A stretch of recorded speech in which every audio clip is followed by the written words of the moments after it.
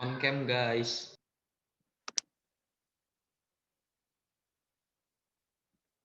Van, Ya, boleh Bisa dibuka. Pan dimulai. Buka, Van. mulai.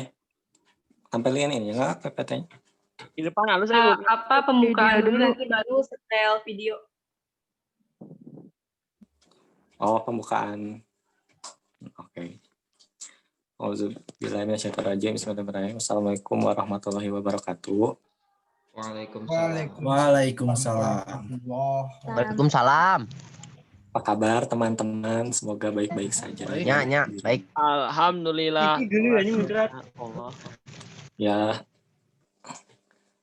ada hari ini kita dari kelompok 11 dengan anggota saya sendiri Muhammad Irfan Sukma, lalu ada siapa? Perkenalan nggak? Oh, sama Irfan.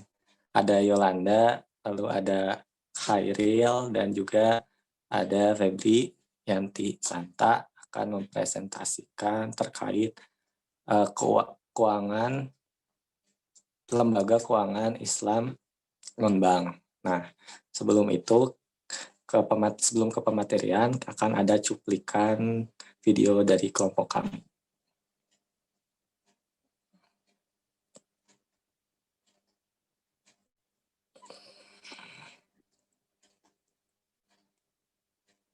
Assalamualaikum warahmatullahi wabarakatuh. Halo teman-teman, kami dari kelompok 11. Saya Khairil Insan Bintang. Ada dan suaranya rekan nggak? saya Febrianti Santa, Ada Irfan San. Sukma, dan Yolanda Veronica akan memberikan sedikit cuplikan mengenai industri jasa keuangan Islam non-bank jilid kedua. Teman-teman, ada yang pernah dengar apa itu BMT? Ya, BMT itu adalah singkatan dari Baitul Mal wa Tamwil, atau sering disebut juga dengan koperasi syariah. Kenapa demikian? Karena BMT merupakan lembaga keuangan syariah yang berfungsi menghimpun dan menyalurkan dana kepada anggotanya dan biasanya beroperasi dalam skala mikro. Nah, yang membedakan adalah BMT ini menggunakan prinsip-prinsip syariah. Nah, selanjutnya dana pensiun. Dana pensiun itu adalah badan hukum yang mengelola dan menjalankan program yang menjanjikan manfaat pensiun atau dikenal juga sebagai program pensiun. Sesuai dengan Undang-Undang Nomor 11 Tahun 1992, dana ini adalah sarana untuk menghimpun uang guna meningkatkan kesejahteraan di masa tua saat tidak aktif bekerja. Lalu, bagaimana dengan dana pensiun syariah? Dana pensiun syariah merupakan implementasi dari ajaran agama Islam untuk mengelola kekayaan pada masa berkelimpahan untuk digunakan pada masa kekurangan. Untuk memperhatikan apa yang sudah diperbuat untuk hari esok, untuk mempergunakan sebaik-baiknya masa muda sebelum datangnya masa tua, dan norma-norma ajaran Islam lainnya. Sekarang kita masuk ke bagian pasar modal Islam ya. Sebelumnya apa sih pasar modal Islam?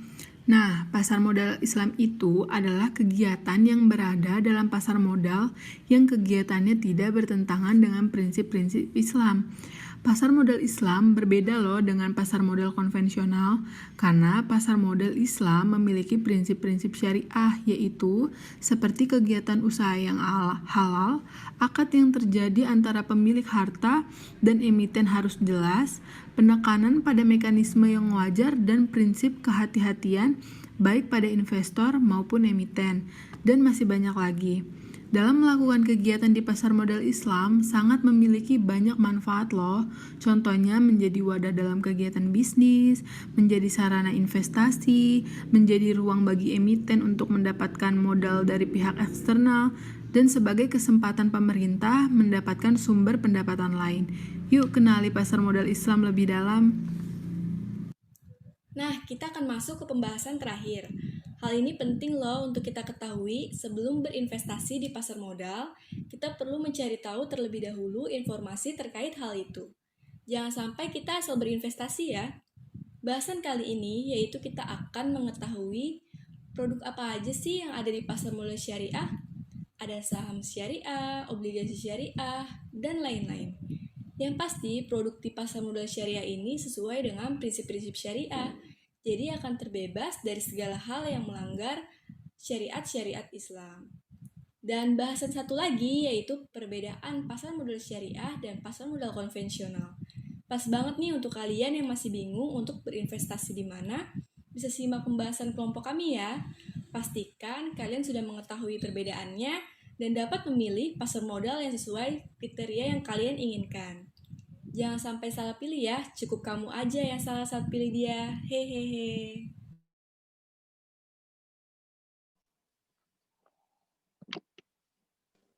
Ya, itulah tadi cuplikan video dari kelompok kami. Selanjutnya akan ada pembahasan.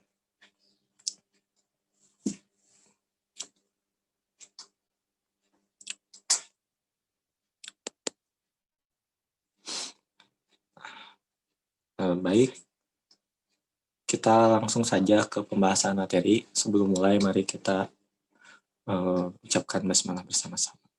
Bismillahirrahmanirrahim. Kami dari kelompok 11, bahasan yang pertama adalah mengenai BMT atau Baitul Mal wa Tamwil yang akan disampaikan oleh saya sendiri.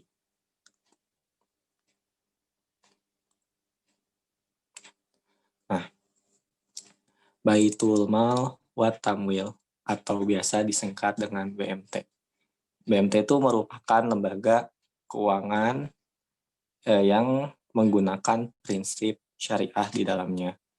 Nah, fungsi dari BMT ini selain menghimpun dana, juga menyalurkan dana yang nantinya akan digunakan untuk zakat, infak, dan sodako.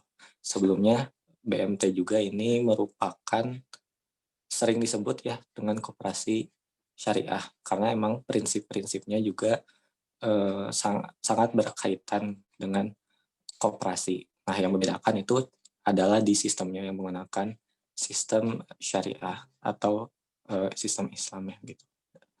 Selanjutnya ada fungsi dari BMT. Nah, fungsi dari BMT ini yang tadi yang sudah disebutkan, penyalur dan penghimpun dana, lalu yang dimaksud penghimpun dan penyalur dana tuh, jadi BMT ini menghimpun dana dari anggota dan juga disalurkan kembali gitu untuk keperluan anggota dan juga untuk dampak sosialnya dari zakat, infak, dan sodakohnya. Nah, yang kedua adalah pencipta dan pemberi likuiditas.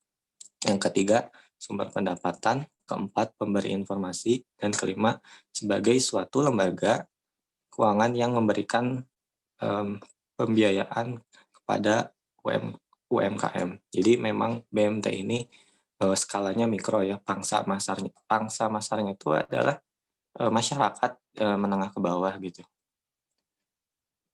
Lalu selanjutnya adalah peran dari Baitul Mal wa Tamwil. Nah, peran BMT yang pertama tuh menjauhkan masyarakat dari praktek ekonomi yang bersifat non-Islam. Jadi BMT ini menggunakan prinsip-prinsip Islam dalam pelaksanaannya. Jadi suatu edukasi juga BMT ini kepada masyarakat untuk menggunakan produk-produk syariah, khususnya kepada masyarakat Islam. Yang kedua adalah aktif melakukan sosialisasi pada masyarakat mengenai arti penting sistem ekonomi Islam. Arti penting dari sistem ekonomi Islam salah satunya adalah menghilangkan praktik riba. Jadi BMT ini merupakan lembaga yang tidak menggunakan praktik riba seperti itu dalam pelaksanaan. Yang ketiga adalah melakukan pembinaan dan pendanaan masyarakat kecil. Nah, fungsinya hampir sama ya, karena pangsa pasarnya adalah masyarakat kecil, jadi masyarakat kecil ini kan perlu pembinaan dan pendanaan untuk melakukan usaha-usaha seperti usaha UMKM. Nah, yang keempat adalah melepaskan ketergantungan pada rentenir. Nah, yang kelima adalah menjaga keadilan ekonomi masyarakat dengan kontribusi yang merata.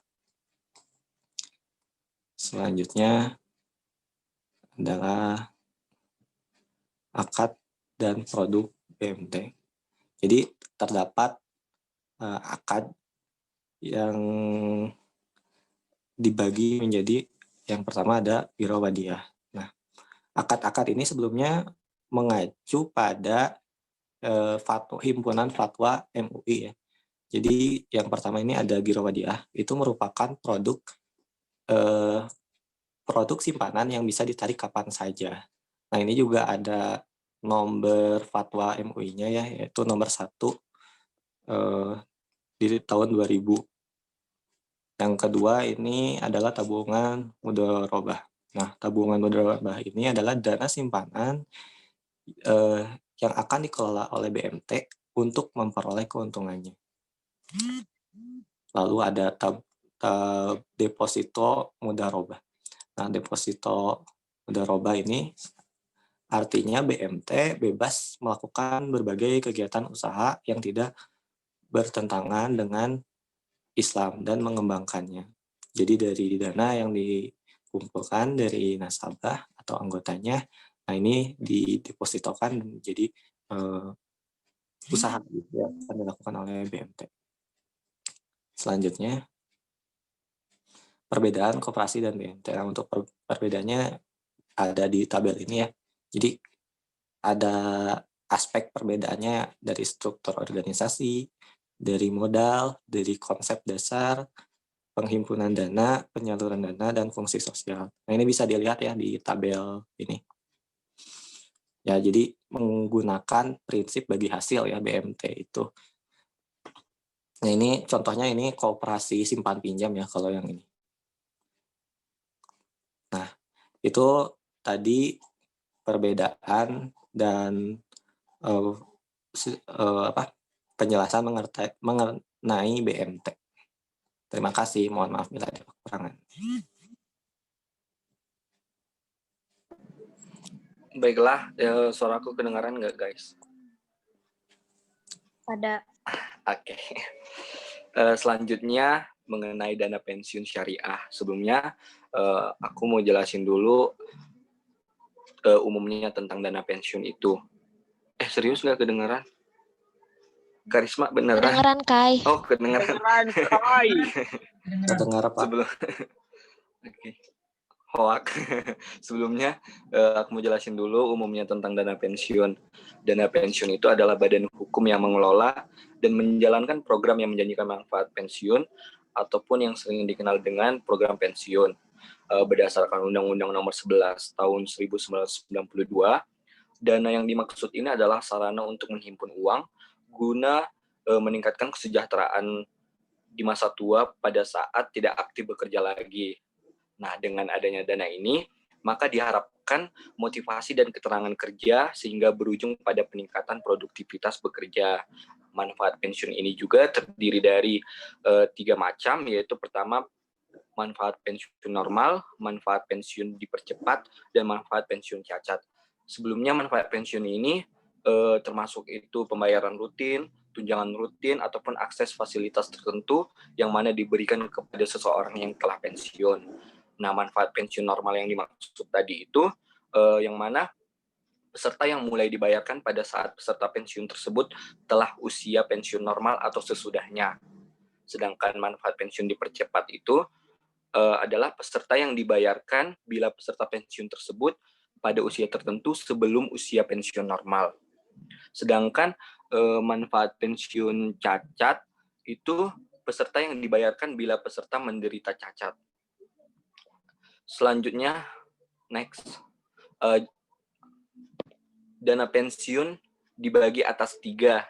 Berdasarkan pembagian ini dibagi atas 3 jenis yang menurut Undang-Undang Nomor 11 Tahun 1992. Yang pertama itu ada dana pensiun pemberi kerja, yang kedua ada dana pensiun lembaga keuangan, dan yang ketiga ada dana pensiun lembaga asuransi kesehatan. Dana pensiun pemberi kerja itu adalah dana pensiun yang dibentuk oleh orang ataupun badan yang mempekerjakan karyawan yang mana selaku pendiri untuk menyelenggarakan program pensiun, manfaat pasti atau program pensiun iuran pasti bagi kepentingan sebagian atau seluruh karyawannya sebagai peserta dan yang menimbulkan kewajiban terhadap pemberi kerja. Yang kedua yaitu dana pensiun lembaga keuangan, yang mana dana pensiun pemberi kerja yang menyelenggarakan iuran pasti dengan iuran hanya dari pemberi kerja didasarkan pada rumus yang dikaitkan dengan keuntungan pemberi kerja. Yang terakhir yaitu dana pensiun lembaga asuransi kesehatan yang dibentuk oleh bank atau perusahaan asuransi jiwa untuk menyelenggarakan program pensiun iuran pasti bagi perorangan, baik karyawan maupun pekerja mandiri yang terpisah dari dana pensiun pemberi kerja bagi karyawan bank atau perusahaan asuransi jiwa yang bersangkutan. Next. Baik, kita masuk ke dana pensiun syariah. Merujuk pada Fatwa Syariah Nasional MUI nomor 88/DSN MUI /11/2013 tentang pedoman umum penyelenggaraan program pensiun berdasarkan prinsip syariah. Dana pensiun syariah merupakan implementasi dari ajaran agama Islam untuk mengelola kekayaan pada masa berkelimpahan untuk digunakan pada masa kekurangan, untuk memperhatikan apa yang sudah diperbuat untuk hari esok, untuk mempergunakan sebaik-baiknya masa muda sebelum datangnya masa muda, dan norma-norma ajaran Islam lainnya. Pengaturan mengenai dana pensiun syariah ini didesain sebagai pengembangan dari konsep dana pensiun yang sudah dijelaskan ataupun yang sudah dikenal melalui Undang-Undang nomor 11 tadi mengenai dana pensiun. Di dalam undang-undang ini, dana pensiun didefinisikan sebagai badan hukum yang mengelola dan menjalankan program yang menjanjikan manfaat pensiun. Nah, dalam konteks ini, desain kegiatan operasional dana pensiun tidak berbeda dengan kegiatan operasional dana pensiun konvensional pada umumnya, di mana dana pensiun syariah mengelola dan menjalankan program pensiun yang menjanjikan manfaat pensiun sebagaimana dana pensiun konvensional juga. Selanjutnya, adapun perbedaan antara dana pensiun konvensional dengan dana pensiun syariah secara garis besarnya terdapat 3 hal pokok. Yang pertama itu dana pensiun syariah menggunakan akad yang sesuai dengan jenis kegiatan di dana pensiun. Penggunaan akad ini memperjelas hak dan kewajiban pihak-pihak yang melakukan akad sehingga operasionalisasi dana pensiun syariah tidak hanya legitimate secara regulasi, tetapi juga memiliki landasan kuat secara syariah. Akad-akad yang sudah mendapatkan otorisasi dari DSN MUI sebagaimana termuat di dalam fatwa Dewan Syariah Nasional MUI nomor 88 yang tadi, diantaranya yaitu akad hibah bisyart, akad wakalah bil ujroh, dan akad ijaroh. Yang kedua itu dana pensiun syariah hanya diperkenankan untuk melakukan investasi di instrumen investasi yang tidak bertentangan dengan prinsip syariah. Misalnya dalam konteks investasi di pasar modal, dana pensiun syariah hanya diperkenankan untuk memiliki saham yang tercatat di pasar modal. Dana pensiun syariah hanya diperkenankan untuk memiliki saham yang tercatat di dalam daftar efek syariah. Contoh lainnya adalah dana pensiun syariah tidak diperkenankan menempatkan dananya pada deposito di perbankan konvensional. Instrumen investasi ini sangat penting untuk menjamin dana pensiun syariah terhindar dari dana-dana yang tidak jelas status kehalalannya. Yang ketiga yaitu yang terakhir, dana pensiun syariah ini wajib memiliki Dewan Pengawas Syariah atau DPS. Ketentuan ini sudah dimuat dalam pasal 21 Peraturan Otoritas Jasa Keuangan atau POJK nomor 33 tahun 2016 tentang penyelenggaraan program pensiun berdasarkan prinsip syariah. Sesuai dengan pasal tersebut, setiap dana pensiun yang menyelenggarakan program pensiun syariah wajib memiliki paling sedikit 1 orang DPS yang mana memiliki tugas untuk mengawasi operasionalisasi dana pensiun syariah agar tidak melanggar prinsip syariah, di mana kedudukan DPS ini sangat penting sebagai instrumen kelembagaan untuk menjaga penyelenggaraan program pensiun agar tidak melanggar prinsip syariah. Tidak sembarang orang juga dapat menjadi seorang DPS ini. Paling tidak seorang DPS ini harus mendapatkan rekomendasi dari DSN MUI dan lulus fit dan proper test di otoritas jasa keuangan. Dan selain mengawasi, DPS ini juga berhak memberikan nasihat terkait aspek serta membuat laporan yang paling sedikit membuat kepatuhan penyelenggaraan program pensiun berdasarkan prinsip syariah. Next. Selanjutnya yaitu akad dana pensiun syariah. Sebelumnya, akad dalam syariah berfungsi untuk mendapatkan kesepakatan dari kedua belah pihak. Meskipun sebenarnya dalam lembaga umum pun, semua hal tetap sesuai dengan persetujuan nasabah ataupun konsumen terkait. Namun dalam syariah, khususnya dana pensiun ini, semua hal ditujukan sesuai kesanggupan, keadaan, dan kemampuan dari nasabah. Ketika kedua belah pihak bernegosiasi dan menemukan solusi yang tepat, maka akad atau ikrar diucapkan. Selain dari menyetujui perjanjian dengan di atas materai. Nah, yang pertama itu akad dari dana pensiun syariah itu ada akad mudharabah, yang mana akad ini kerjasama usaha antara pihak pemilik dana dengan atau DPS dengan pihak lainnya yang mengelola dana tersebut, atau biasa disebut dengan mudharib, di mana sebagai pemberi ataupun penerima mendapatkan keuntungan yang dibagi sesuai dengan kesepakatan, sehingga tidak ada pembagian tertentu yang tertulis, semua kembali kepada kedua belah pihak. Sedangkan kerugian dibebankan kepada DPS ataupun Dewan Pengawas Syariah apabila kerugian tersebut terjadi jika bukan karena kelalaian pengelola. Misalnya usaha tersebut hancur karena bencana alam, atau misalnya uang yang diterima tidak sesuai dengan nominal sejak awal dari yang ditentukan. Selanjutnya ada akad wakalah, yang mana akad ini berupa pelimpahan kekuasaan oleh pemberi kuasa kepada pihak lain. Dalam hal ini, dipersilahkan untuk diwakilkan sesuai yang ditunjuk oleh si pihak lain. Yang ketiga yaitu akad hibah. Akad hibah ini adalah akad yang dimana pemberi dana atau disebut dengan mauhub bih dari pemberi kerja atau wahib kepada pekerja dalam penyelenggaraan pensiun. Akad ini agak jarang dipilih oleh orang kecuali keadaan si nasabah pensiun dengan akad hibah.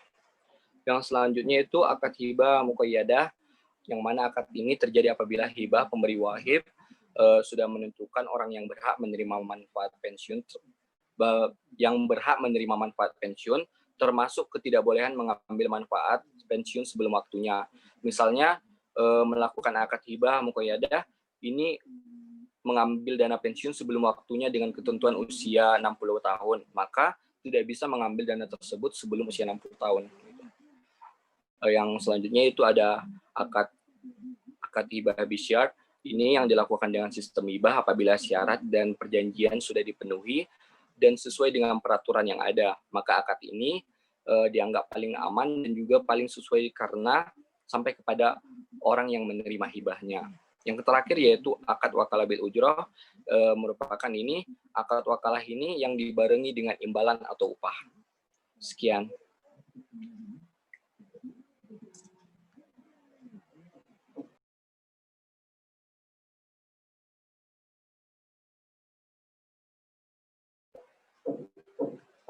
Dilanjut sama Vero. Selanjutnya, kita akan membahas mengenai pasar modal Islam. Nah, apa sih dari kata pasar modal Islam? Pasar modal itu diambil dari kata stock market. Itu menurut Rosenberg tahun 1983. Yang mana pasar modal itu merupakan tempat jual beli surat berharga, di mana kedua belah pihak akan mendapatkan keuntungan dari sekuritas yang diperdagangkan. Nah, sedangkan pasar modal syariah itu sama dengan pasar modal konvensional, tapi yang bedanya itu dalam kegiatannya pasar modal syariah itu menggunakan prinsip-prinsip Islam. Apa sih prinsip-prinsipnya? Yang pertama itu seperti larangan terhadap setiap transaksi yang mengandung unsur ketidakjelasan atau gharar. Nah, yang kedua, instrumen atau efek yang diperjualbelikan itu harus memenuhi kriteria halal. Seperti yang kita tahu bahwa prinsip-prinsip syariah Islam itu Al-Quran dan hadis Nabi Muhammad. Selanjutnya, prinsip-prinsip pasar modal Islam. Yang pertama, ada pembiayaan atau investasi hanya dapat dilakukan pada aset atau kegiatan usaha yang halal, spesifik, dan bermanfaat. Yang kedua, uang itu merupakan alat bantu pertukaran nilai di mana pemilik harta akan memperoleh bagi hasil dari kegiatan usaha tersebut. Maka pembiayaan dan investasi harus pada mata uang yang sama dengan pembukuan kegiatan usaha. Selanjutnya yang ketiga ada akad yang terjadi antara pemilik harta dengan emiten harus jelas. Tindakan maupun informasinya itu harus transparan dan tidak boleh menimbulkan keraguan sehingga akan menimbulkan kerugian di salah satu pihak. Selanjutnya itu yang keempat, baik pemilik harta maupun emiten tidak boleh mengambil resiko yang melebihi kemampuannya karena akan menimbulkan dampak kerugian. Selanjutnya itu ada yang kelima, penekanan pada mekanisme yang wajar dan prinsip kehati-hatian baik pada investor maupun emiten. Selanjutnya ada manfaat pasar modal Islam. Seperti yang kita tahu bahwa pasar modal syariah itu menjadi ruang emiten untuk mendapatkan modal dari pihak luar atau eksternal dalam rangka memenuhi kebutuhan bisnisnya. Nah, pasar modal itu juga bermanfaat sebagai kesempatan untuk pemerintah mendapatkan sumber dana atau pendapatan lain, yaitu berupa pajak, serta dapat menopang perekonomian nasional. Seperti poin-poin yang ada di PPT, yang pertama itu menjadi wadah bagi pemodal untuk ikut serta dalam kegiatan bisnis, terus mendapatkan keuntungan, lalu juga bisa menanggung segala resiko. Yang kedua itu pasar modal Islam ini dapat memberikan sarana investasi bagi investor. Yang ketiga dapat menjadi ruang emiten untuk mendapatkan modal untuk bisnisnya dari pihak eksternal dalam memenuhi kegiatan bisnisnya. Yang keempat sebagai kesempatan bagi pemerintah untuk mendapatkan sumber pendapatan lain yaitu berupa pajak dan menopang perekonomian nasional. Selanjutnya dilanjut oleh Febri. Ada suaranya? Ada. Oke, selanjutnya yaitu produk pasar modal syariah. Jadi ada 5 jenis produk atau efek yang dapat diperdagangkan di pasar modal syariah. Teman-teman bisa lihat, jadi ada 5 jenis, yaitu ada saham syariah, obligasi syariah, reksadana syariah, efek beragun aset syariah atau yang disebut atau disingkat EBA syariah, dan surat berharga komersial syariah atau surat lainnya gitu yang sesuai dengan prinsip-prinsip syariah. Nah, kita akan bahas satu-satu. Next, Fer. Nah, yang pertama jadi ada saham syariah. Nah, jadi saham syariah ini adalah bukti kepemilikan atas suatu perusahaan yang memenuhi kriteria prinsip syariah. Jadi, suatu saham itu dapat dikategorikan syariah jika memiliki kategori yang pertama itu emiten atau perusahaan publik secara jelas menyatakan dalam anggaran dasarnya bahwa kegiatan usaha tidak bertentangan dengan prinsip-prinsip syariah. Nah, yang kedua, sebaliknya gitu dari poin yang pertama, jadi dia tidak menyatakan anggaran dasarnya mengenai kegiatan usaha yang bertentangan dengan prinsip-prinsip, namun dia memiliki kriteria bahwa kegiatan usaha itu tidak bertentangan gitu dengan prinsip syariah, antara lain seperti perjudian, jual beli resiko yang mengandung unsur ketidakpastian, contohnya itu asuransi konvensional, terus penyerahan barang atau perdagangan yang tidak disertai dengan penyerahan barang atau jasa, dan perdagangan dengan penawaran atau permintaan palsu, dan yang lainnya. Nah, yang ketiga yaitu rasio total hutang berbasis bunga dibandingkan total aset tidak lebih dari 45%. Dan rasio total pendapatan bunga dan total pendapatan tidak halal lainnya dibandingkan total pendapatan usaha dan total pendapatan lainnya tidak lebih dari 10%. Nah, yang kedua yaitu obligasi syariah atau sering disebut sukuk. Jadi, obligasi syariah ini adalah surat berharga jangka panjang berdasarkan prinsip syariah yang dikeluarkan emiten kepada pemegang obligasi syariah yang mewajibkan emiten untuk membayar pendapatan kepada pemegang obligasi syariah berupa bagi hasil dan membayar kembali dana obligasi pada saat jatuh tempo. Nah, jadi karakteristik obligasi syariah ini berbeda dengan karakteristik obligasi konvensional. Jadi sukuk ini bukan surat utang, melainkan bukti kepemilikan bersama atas suatu aset atau proyek. Jadi klaim kepemilikan pada sukuk didasarkan pada aset atau proyek yang spesifik. Penggunaan dana sukuk ini harus digunakan untuk kegiatan usaha yang halal. Jadi imbalan bagi pemegang sukuk ini berupa bagi hasil atau margin sesuai dengan jenis akad yang digunakan.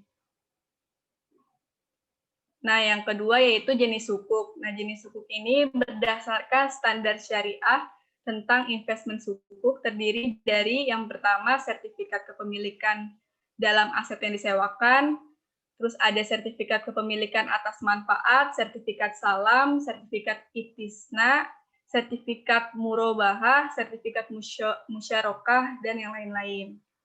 Lanjut, produk yang ketiga, yaitu reksadana syariah. Nah, jadi reksadana yang syariah ini itu menurut ketentuan dan prinsip-prinsip syariah Islam, baik dalam bentuk akad antar pemodal dengan pemilik harta dengan manajer investasi. Reksadana syariah itu sebagaimana reksadana pada umumnya ya, jadi merupakan alternatif gitu bagi investasi bagi masyarakat pemodal, khususnya pemodal kecil dan pemodal yang tidak memiliki banyak waktu dan keahlian untuk menghimpun dana dari masyarakat. Jadi reksadana syariah ini diperuntukkan untuk pemodal kecil, jadi yang memiliki waktu dan pengetahuan yang terbatas namun mempunyai keinginan untuk melakukan investasi. Sebagai salah satu instrumen investasi, reksadana syariah memiliki kriteria yang berbeda dengan reksadana konvensional. Pada umumnya, perbedaan ini terletak pada pemilihan instrumen investasi dan mekanisme investasi yang ada. Selanjutnya produk yang keempat yaitu efek beragun aset syariah atau EBA syariah. Jadi efek ini diterbitkan oleh kontrak investasi kolektif EBA syariah yang portofolionya terdiri dari aset keuangan berupa tagihan yang timbul dari surat berharga komersial, jual beli pemilikan aset fisik oleh lembaga keuangan, efek bersifat investasi yang dijamin oleh pemerintah, sarana peningkatan investasi arus kas, serta aset keuangan setara yang sesuai dengan prinsip-prinsip syariah. Dan yang kelima yaitu surat berharga komersial syariah, yaitu surat pengakuan atas suatu pembiayaan dalam jangka waktu tertentu yang sesuai dengan prinsip-prinsip syariah. Selanjutnya yaitu perbedaan pasar modal syariah dan pasar modal konvensional. Nah, jadi di sini ada 4 topik perbedaan, yaitu dari definisi, produk, instrumen, dan indeks sahamnya. Yang pertama yaitu perbedaan dari definisinya. Next, Fer. Nah, jadi definisinya, perbedaannya, pasar modal konvensional itu tempat atau wadah untuk perusahaan agar bisa mencari suntikan dana untuk bisa meningkatkan kegiatan bisnis, hingga dapat mencetak lebih banyak lagi keuntungan. Sedangkan pasar modal syariah yaitu pasar modal yang menerapkan prinsip syariah atau hukum Islam dalam setiap kegiatan transaksi dan juga berbagai kegiatan ekonomi, terutama melanggar hal-hal yang dilarang oleh agama seperti halnya riba, spekulasi, dan yang lainnya. Yang kedua yaitu perbedaan dari produk yang diperdagangkan. Next, Fer. Nah, kalau dari produk yang diperdagangkan, di pasar modal konvensional itu produknya antara lain seperti saham, obligasi, reksadana seperti itu. Cuman di perbedaannya hanya di prinsip-prinsipnya saja. Jadi kalau di pasar modal syariah, produknya itu antara lain seperti yang tadi sudah dijelaskan, saham syariah, obligasi syariah, reksadana syariah, dan efek beragun syariah, dan yang lainnya. Yang ketiga yaitu perbedaannya dari indeks saham. Jadi indeks saham konvensional ini menerapkan aturan bebas yang dibuat oleh mereka sendiri. Indeks saham konvensional itu memasukkan semua hal tanpa melihat haram atau halal. Yang penting emiten yang sudah terdaftar atau legal sesuai dengan aturan. Pasar modal konvensional juga diperbolehkan bagi perusahaan yang memiliki beban utang ribawi yang melebihi batas yang diizinkan hukum Islam. Sedangkan pada pasar modal syariah, berbagai transaksi dalam pasar modal yang ada itu yang seperti bersifat haram atau dilarang itu tidak diperbolehkan. Jadi seperti riba, perjudian, taruhan, dan yang lainnya itu tidak ada di pasar modal syariah. Dan pada saat ini lembaga yang menaungi atau mewadahi investasi syariah itu Jakarta Islamic Index. Yang keempat yaitu dari mekanisme transaksi. Dalam konteksnya, pasar modal konvensional itu melakukan hal-hal yang haram atau tidak diperbolehkan, bukan tanpa sebab. Karena investasi itu dianggap lebih banyak kerugian dibanding keuntungan. Selain itu, dalam konvensional, para investor tidak memikirkan apakah usaha tersebut merugikan banyak orang atau tidak, selama persentase keuntungan, tingkat, dan resiko sangatlah kecil, mereka akan tetap memilih untuk di pasar modal konvensional. Nah, sedangkan pasar modal syariah, mekanisme transaksinya itu didasarkan pada kehalalan dan kebolehan usaha sesuai syariat Islam. Jadi hal ini dianggap bahwa sama aja kita mensucikan uang yang kita tanam untuk usaha dengan cara tidak menodainya dengan usaha yang buruk seperti transaksi ribawi, saham, dan juga saham yang tidak sesuai prinsip syariah dan juga meragukan. Sekian dari saya, mohon maaf jika ada salah-salah kata. Apakah ada yang ingin ditanyakan?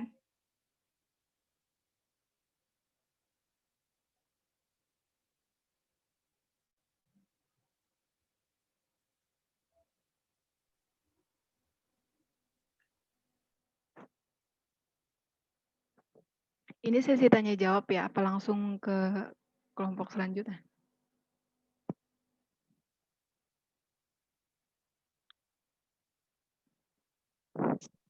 Ada yang mau bertanya nggak? Kalau Ada yang nggak mau ada, nanya langsung dilanjut. Ke kelompok selanjutnya dulu aja deh. Ntar kalau ada yang nanya disatuin aja dulu. Jadi nanyanya ke siapanya gitu. Aku mau nanya. Oh. Boleh, Kak.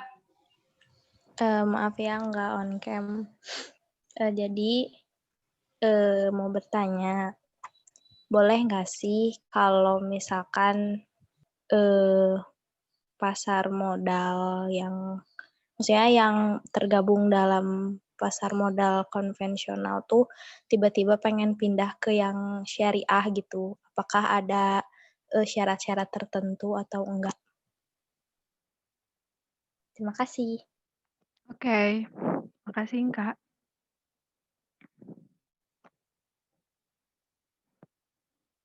Maksudnya emiten atau perusahaannya gitu, Kak? Iya, betul. Iya, betul.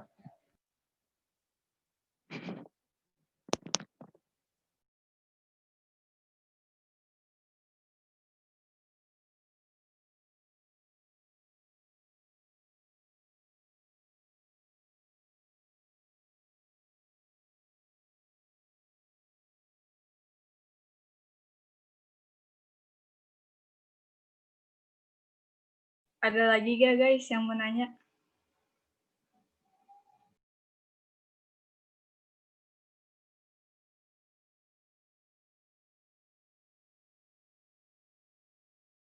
Kalau dari saya cukup, mantap pemateriannya.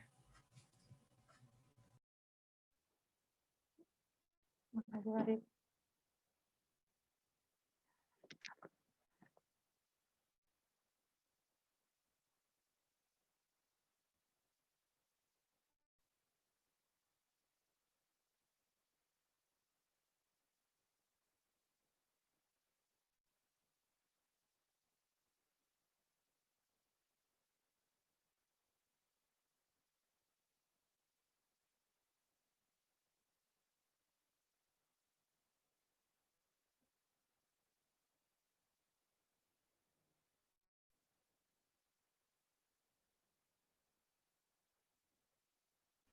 Mau coba menjawab yang Inka ya.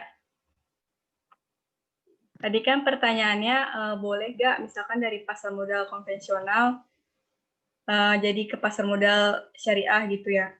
Kalau menurut pemahaman aku ya, jadi kan pasar modal itu kan menyediakan dana untuk perusahaan-perusahaan gitu yang membutuhkan dana kan. Jadi kalau emang kita misalkan pengen berinvestasi, kita maunya di pasar modal syariah atau konvensional. Kalau konvensional kan berarti kita bisa aja membantu dana bagi perusahaan yang kegiatan usahanya itu tidak halal, bisa seperti itu ya. Misalkan kegiatan usahanya itu melanggar prinsip-prinsip syariah. Tapi kalau kita berinvestasinya di pasar modal syariah, udah pasti dana kita itu bakal dipakai sama perusahaan atau emiten yang benar-benar menggunakan dananya itu untuk hal-hal yang sesuai gitu, sesuai dengan prinsip-prinsip syariah. Kayak gitu sih. Kalau soal perusahaan atau emitennya sendiri yang naruh gitu ya, yang seperti naruh saham atau sebagainya, itu kan juga dilihat dari setiap kegiatan usahanya yang tadi sudah dijelaskan ya. Jadi kegiatan usahanya apa sih? Kalau misalkan kegiatan usahanya melenceng, berarti nggak bakal bisa masuk ke pasar modal syariah gitu. Menjawab nggak Inka?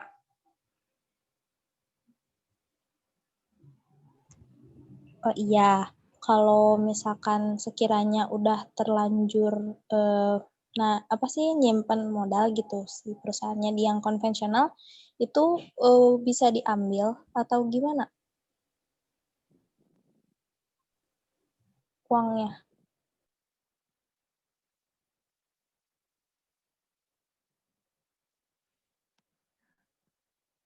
Sahamnya gitu ya, misalkan udah terlanjur di pasar modal konvensional, terus mau dikesyariahin gitu. Iya, betul.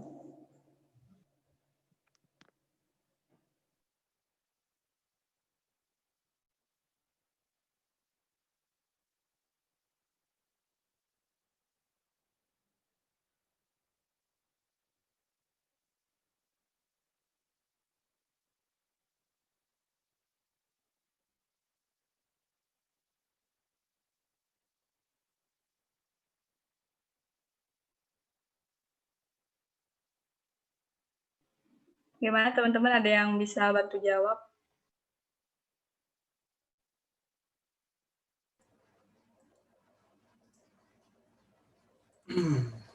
Mungkin kalau dari saya mah, saya juga kan pernah pakai apa namanya reksadana ya.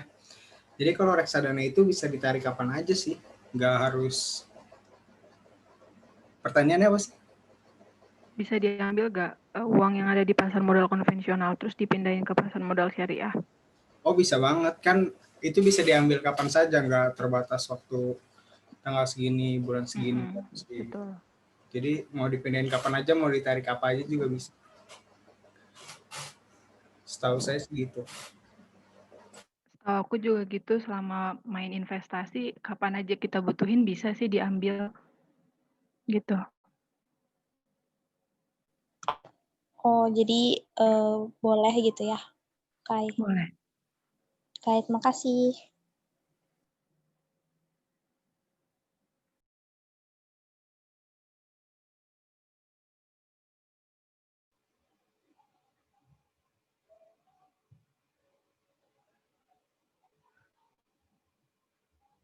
Ada lagi yang bertanya?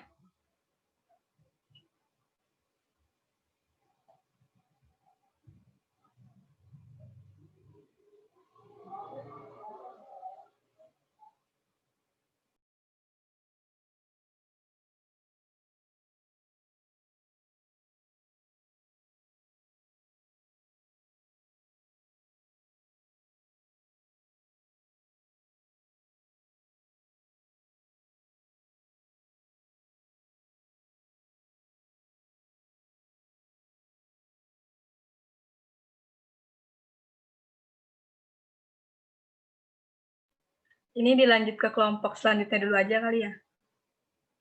Nanti kalau ada yang mau bertanya bisa sekalian.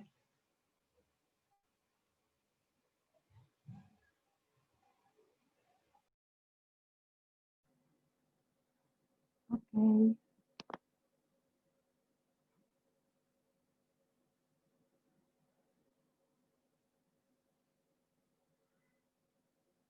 Kelompok siapa selanjutnya? Kelompok aku.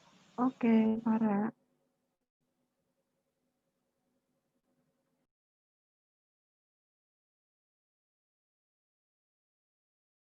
Ini mulai, guys. Iya, Tiara. Assalamualaikum warahmatullahi wabarakatuh. Waalaikumsalam warahmatullahi wabarakatuh. Kami dari kelompok 12 akan mempresentasikan hasil kerja kelompok kami yang berjudul Industri Bisnis dalam Islam. Saya Tiara Maharani dengan NIM 1903099 bersama dua orang rekan saya, yaitu saya Farani Faira Farabi dengan NIM 1904376. Dan saya Pramesti Citra Wardani dengan NIM 1901366. Baik teman-teman, sebelum mulai, mari kita menyimak terlebih dahulu video singkat berikut ini. Selamat menyaksikan. Bismillahirrahmanirrahim. Assalamualaikum warahmatullahi wabarakatuh, teman-teman semua. Pada kesempatan kali ini, kelompok 12 akan menjelaskan mengenai industri bisnis Islam.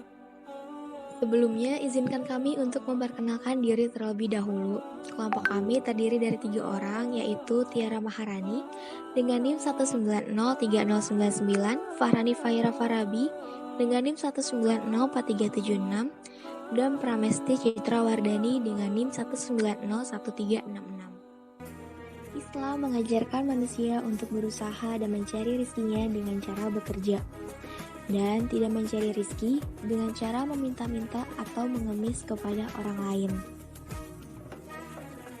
Islam menganjurkan manusia untuk membuat suatu usaha atau bisnis. Bisnis merupakan sesuatu yang dibolehkan dan dihalalkan dalam ajaran agama Islam, asalkan cara untuk berbisnis tersebut dilakukan secara halal dan mematuhi perintah Allah Subhanahu wa Ta'ala. Namun pada kenyataannya, masih banyak dari masyarakat Islam yang menjalankan suatu usaha atau bisnis tidak berlandaskan pada ajaran agamanya. Seperti yang diketahui bahwa riba dilarang oleh Allah Subhanahu wa Ta'ala dan dijelaskan dalam Al-Quran.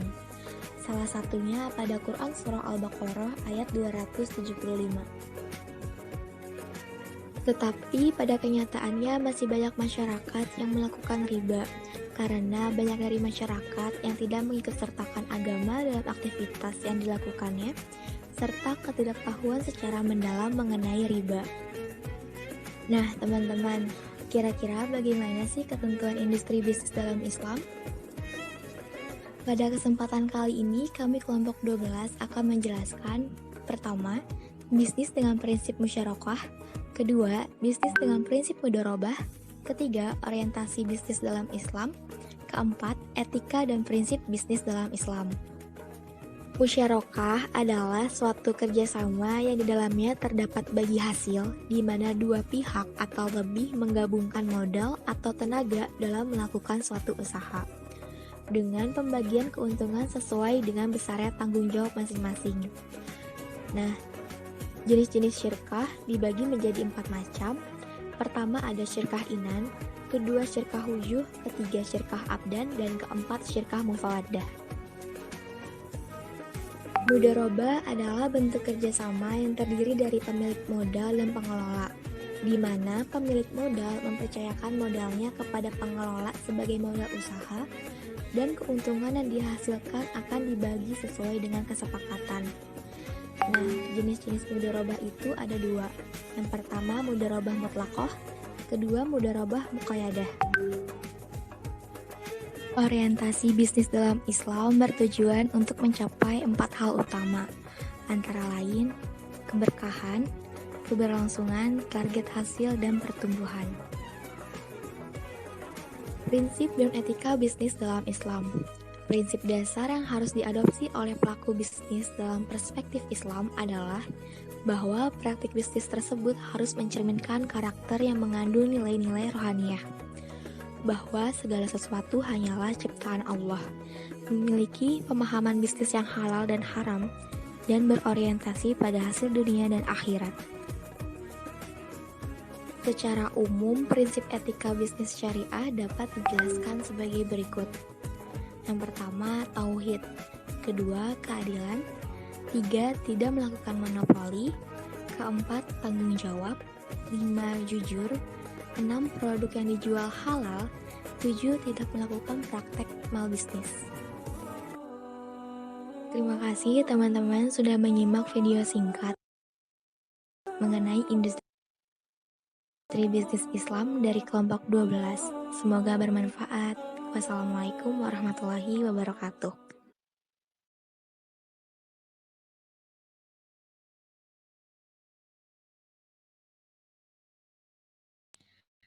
Baik teman-teman, di sini saya akan memaparkan mengenai musyarakah.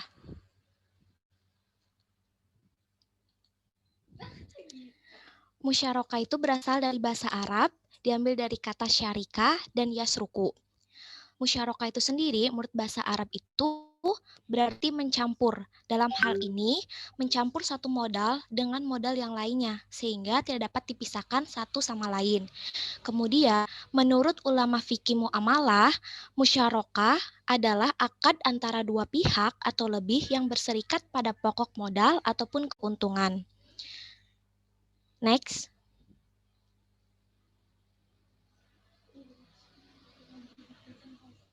Kemudian yang kedua, ada jenis-jenis musyarakah. Menurut Said Sabiq, syirkah terbagi menjadi 4 macam. Yang pertama, ada syirkah inan. Syirkah inan ini kerjasama antara 2 orang atau lebih dalam permodalan untuk melakukan suatu usaha bersama dengan cara membagi untung dan ruginya itu sesuai dengan jumlah modalnya masing-masing.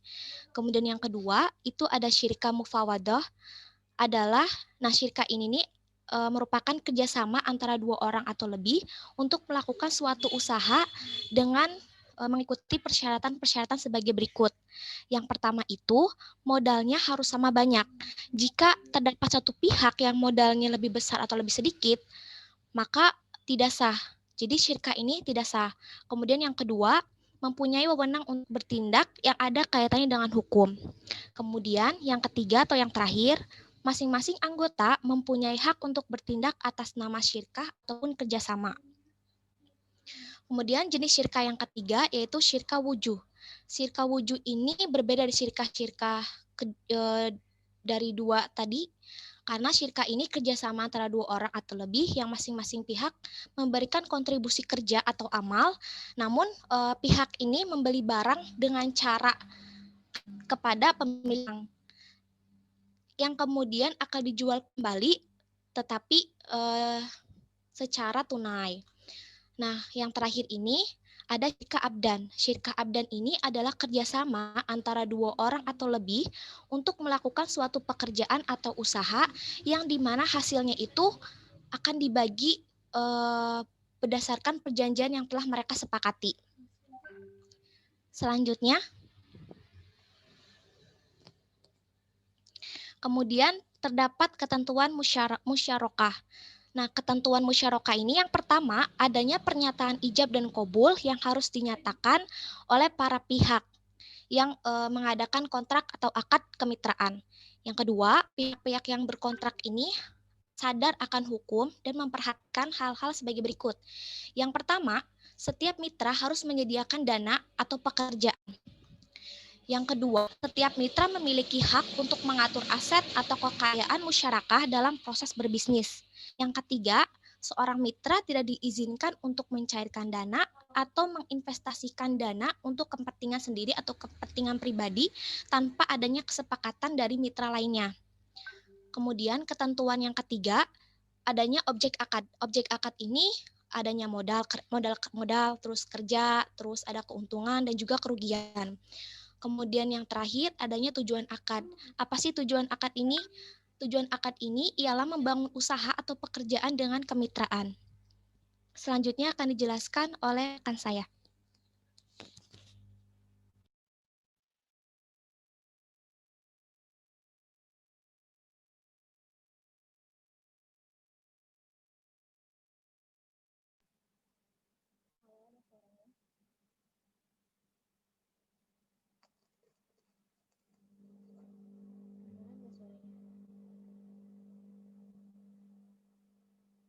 Ada Fahra.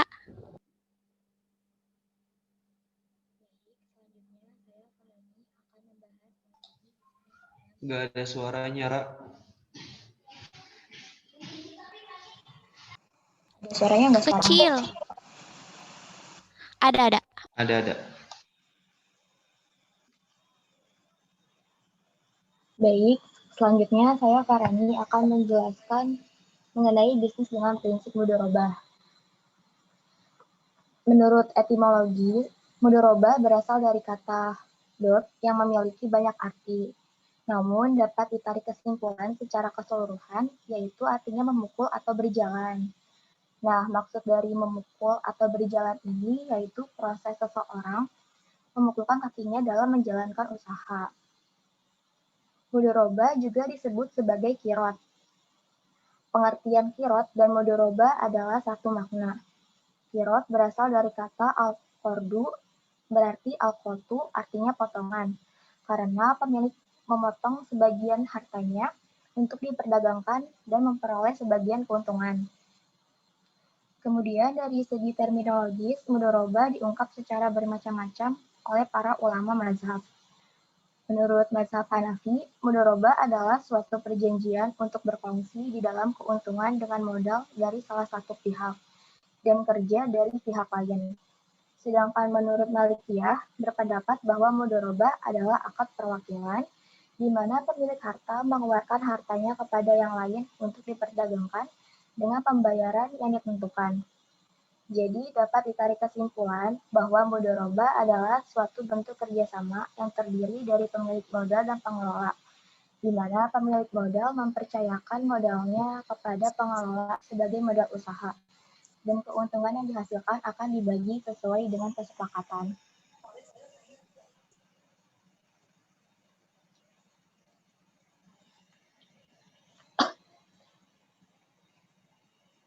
Nah, kirot atau mudharabah ini telah ada sejak zaman Rasulullah.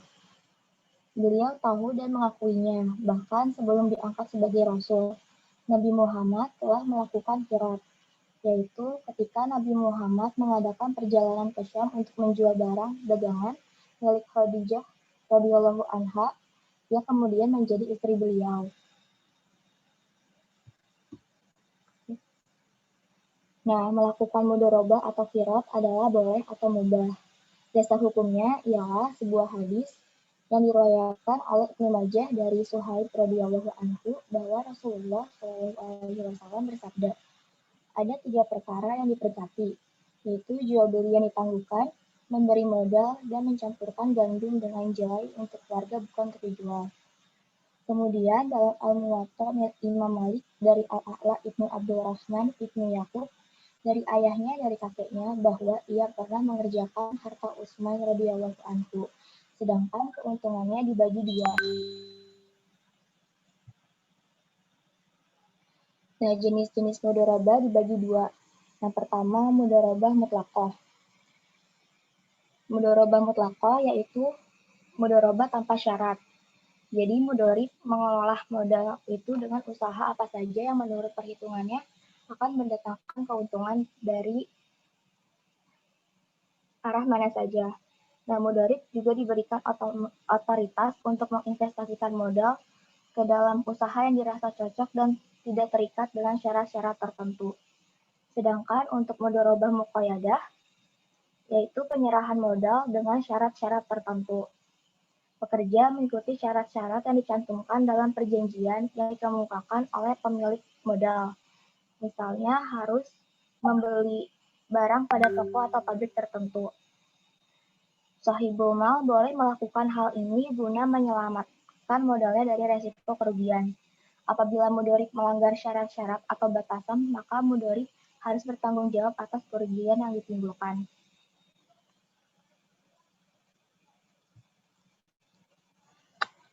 Selanjutnya, rukun dan syarat mudorobah. Nah, rukun mudorobah meliputi yang pertama pelaku. Dalam akad mudorobah harus ada minimal 2 pelaku, yaitu terdiri dari pemilik modal atau sohibul mal yang menyerahkan modalnya sebagai objek mudorobah dan pelaksana atau mudarib.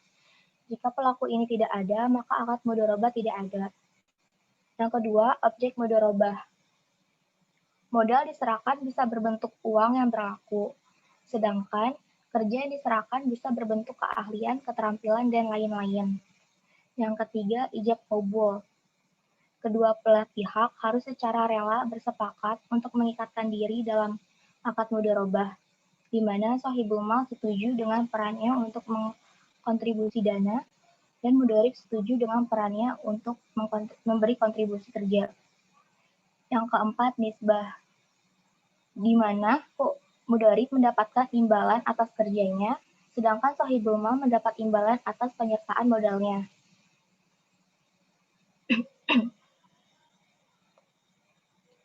Syarat mudorobah. Yang pertama, pelaku.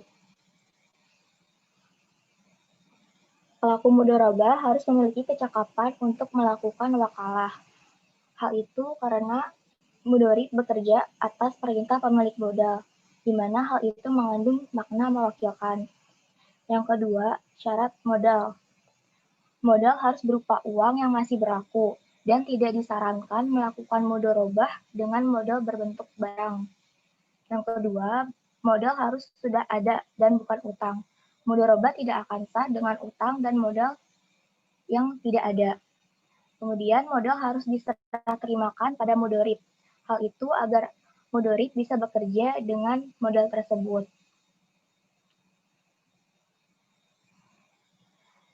Syarat-syarat keuntungan. Besarnya keuntungan harus diketahui. Hal itu karena objek akad atau tujuan dari akad adalah keuntungan, sementara ketidakjelasan objek akad dapat menyebabkan batalnya akad. Kemudian keuntungan merupakan bagian dari milik bersama, yaitu dengan rasio per 10 atau bagian dari keuntungan. Yang ketiga, penentuan angka keuntungan dihitung dengan persentase hasil usaha yang dikelola oleh mudorib berdasarkan atas kesepakatan kedua belah pihak. Sebelum mengambil keuntungan, usaha mudorobah harus dikonversi ke dalam mata uang dan modalnya disisihkan. Dalam usaha tersebut harus ada kejelasan posisi antara modal yang dikembalikan secara utuh dan keuntungan yang akan dibagi. Syarat usaha.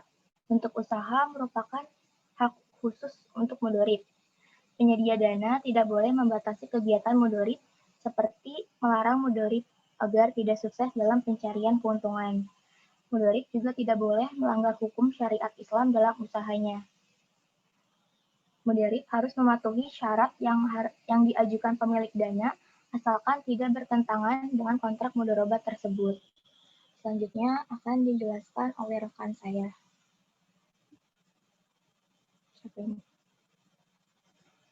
Baik, materi selanjutnya yaitu orientasi bisnis dalam Islam.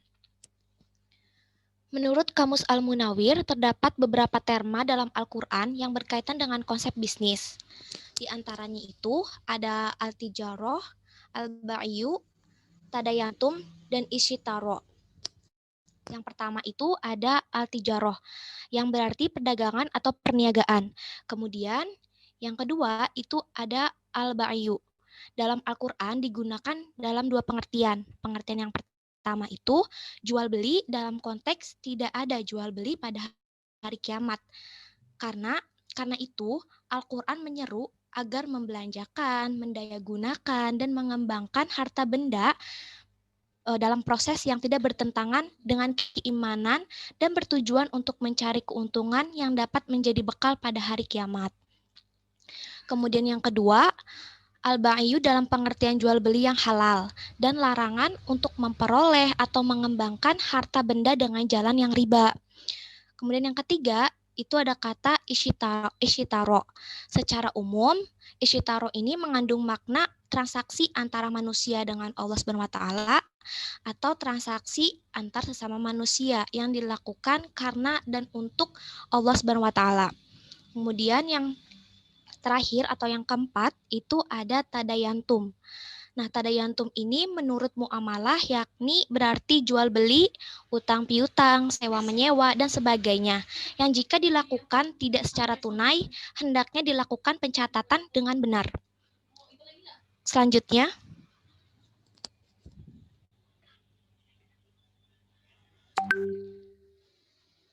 yang kedua ada tujuan orientasi bisnis dalam Islam. Tujuan orientasi bisnis dalam Islam ini terdapat 4. Yang pertama itu target hasil. Target hasil di sini ini dapat berupa profit materi dan benefit non materi. Artinya bahwa bisnis itu tidak hanya untuk mencari profit atau keuntungan materi saja, tetapi juga harus mendapatkan dan memberikan benefit atau manfaat non materi kepada lingkungan sekitarnya, seperti terciptanya suasana persaudaraan, kepedulian sosial dan sebagainya. Kemudian yang kedua, adanya pertumbuhan. Pertumbuhan di sini jika profit suatu perusahaan dapat tercapai, maka perusahaan harus berupaya menjaga pertumbuhan bisnisnya agar selalu mengalami peningkatan, namun dengan cara yang halal. Kemudian yang ketiga, itu terdapat keberlangsungan. Keberlangsungan di sini dalam arti ketika target perusahaan itu sudah dapat dicapai dengan pertumbuhan setiap tahunnya, dan pertumbuhan setiap tahunnya itu harus dijaga keberlangsungannya agar perusahaan itu dapat berjalan dalam jangka waktu yang lama, seperti itu. Kemudian yang terakhir itu ada keberkahan. Jadi semua tujuan yang telah dicapai tidak ada artinya jika dalamnya itu tidak disertai dengan keberkahan. Selanjutnya,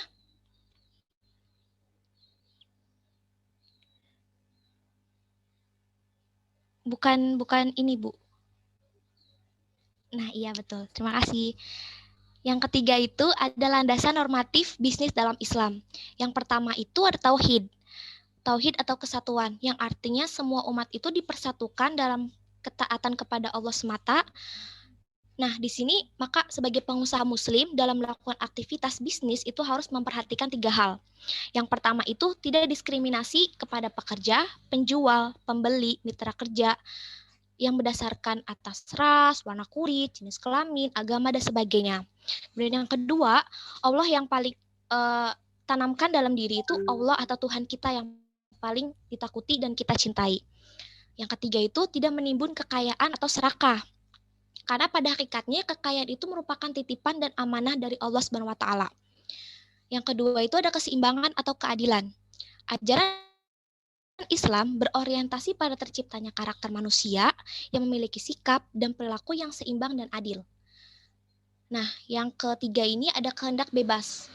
Maksud dari kehendak bebas ini, manusia sebagai khalifah di muka bumi mempunyai kehendak bebas untuk mengarahkan kehidupannya kepada tujuan yang akan dicapainya nanti.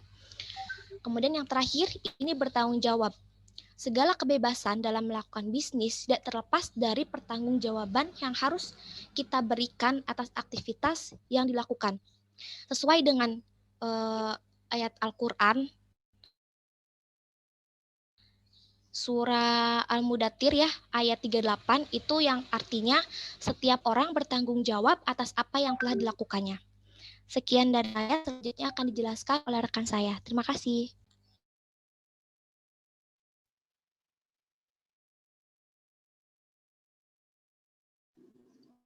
Baik, selanjutnya ada apa tuh? Ada prinsip bisnis. Islam juga, Islam memiliki prinsip bisnis yang terkenal untuk saat ini. Banyaknya perusahaan yang menggunakan prinsip-prinsip yang telah digunakan oleh Rasulullah karena prinsipnya yang lebih manusiawi. Yang pertama ada customer oriented. Dalam bisnis, Rasulullah selalu menerapkan prinsip ini, yaitu prinsip bisnis yang selalu menjaga kepuasan pelanggan. Untuk melakukan prinsip tersebut, Rasulullah menetapkan kejujuran, keadilan, serta amanah dalam melaksanakan kontrak bisnis. Yang kedua, ada transparansi. Prinsip kejujuran dan keterbukaan dalam bisnis merupakan kunci keberhasilan. Adapun bentuknya, kejujuran tetap menjadi prinsip utama sampai saat ini. Dan yang ketiga, ada persaingan yang sehat. Islam melarang persaingan bebas yang menghalalkan segala cara karena bertentangan dengan prinsip-prinsip muamalah Islam. Islam memerintahkan umatnya untuk berlomba-lomba dalam kebaikan, yang berarti bahwa persaingan tidak lagi berarti sebagai usaha mematikan persaingan lainnya. Dan yang terakhir ada fairness. Terwujudnya keadilan adalah misi diutusnya oleh para rasul. Setiap bentuk ketidakadilan harus lenyap dari muka bumi. Oleh karena itu, Nabi Muhammad SAW selalu tegas dalam menegakkan keadilan, termasuk keadilan dalam bisnis. Lanjut. Selanjutnya ada etika bisnis dalam Islam. Islam memiliki aturan tentang etika yang harus dilakukan oleh para perilaku bisnis dalam berbisnis. Etika bisnis ini bertujuan agar setiap kegiatan ekonomi yang dijalankan dapat menyelamatkan sumber daya alam dari penggunaan yang dieksploitasi. Secara umum, prinsip etika bisnis syariah dapat dijelaskan. Yang pertama, kesatuan atau tauhid. Dalam kegiatan ekonomi, tauhid adalah alat bagi manusia untuk menjaga perilakunya dalam berbisnis. Yang kedua, ada keadilan atau keseimbangan. Keadilan adalah hal yang sangat penting. Bahkan dalam kitab Al-Quran, kata keadilan disebutkan lebih dari 1000 kali. Dengan adanya kata keadilan dalam Al-Quran, menjelaskan bahwa keadilan sangatlah penting bagi kehidupan manusia. Yang ketiga, tidak melakukan monopoli. Dalam bisnis syariah, kegiatan ekonomi dengan menggunakan konsep kebebasan yang dimaksud terletak pada lancarnya keluar masuk barang. Dengan adanya kebebasan yang proporsional, bisnis syariah melarang adanya praktik monopoli, riba, dan kecurangan. Monopoli sendiri dilarang dalam ajaran Islam. Yang keempat, ada tanggung jawab. Dengan adanya tanggung jawab, manusia akan sangat berhati-hati dengan apa yang dia lakukan, karena segala perbuatan mengandung konsekuensi yang harus dijalaninya. Dan yang kelima, ada jujur. Dari hubungan jual-beli yang didasari oleh kejujuran atau keadilan kepercayaan akan muncul dengan sendirinya di antara penjual dan pembeli atau antara penyedia jasa dengan keuangan jasa. Kepercayaan yang dihasilkan dari ketulusan hati seseorang adalah hal paling mendasar dari semua hubungan dan termasuk dalam hal kegiatan bisnis. Yang keenam, ada produk yang dijual halal. Produk yang dijual haruslah halal dan bermanfaat bagi orang lain. Barang yang boleh diperjualbelikan adalah suci, dari najis, berguna, dan halal. Dan yang terakhir, itu ada tidak melakukan praktek mal bisnis. Praktek mal bisnis adalah praktek bisnis yang tidak terpuji karena merugikan pihak lain dan melanggar hukum yang ada. Perilaku yang ada dalam praktek mal sangat bertentangan dengan nilai-nilai yang ada dalam Al-Quran. Terima kasih.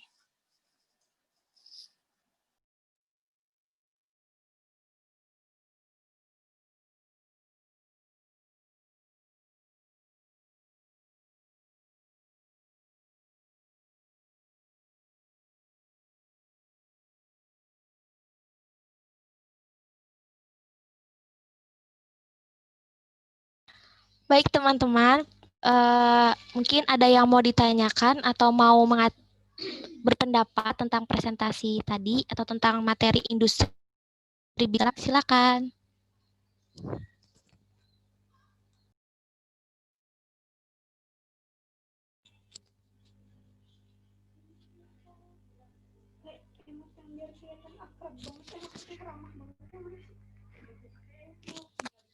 Ada yang ingin bertanya, teman-teman?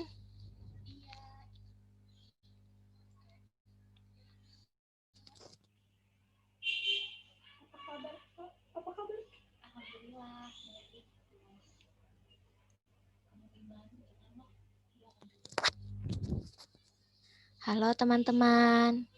Selamat siang, selamat sore. Ada yang ingin bertanya?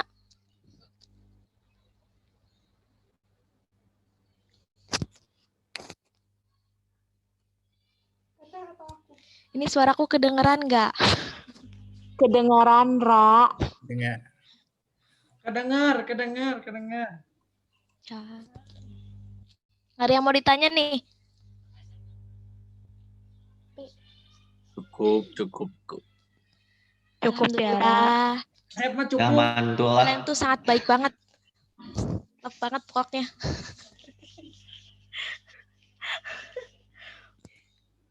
Baik, sekian presentasi dari kelompok kami. Kurang lebihnya mohon maaf.